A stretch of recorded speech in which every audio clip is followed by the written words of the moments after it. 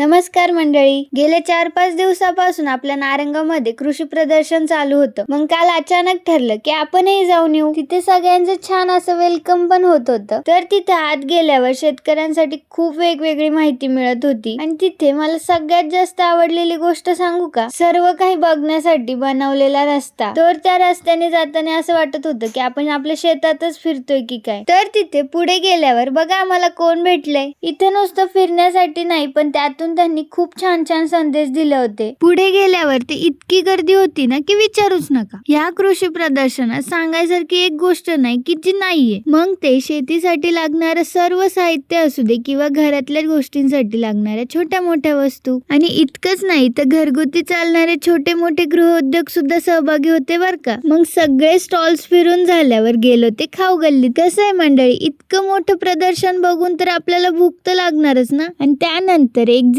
करताना होते ते छोट्या मुलांसाठी गेम. जणू काही यात्राच भरलीये की काय असं वाटू लागलं. पण मंडळी हे इतकं मोठं होतं ना की चालून चालून पाय दुखायला लागले. मग काय सगळं बघून झाल्यावर निघालो घरी. तुम्हाला व्लॉग आवडला असेल तर फॉलो, लाईक, कमेंट नक्की करा.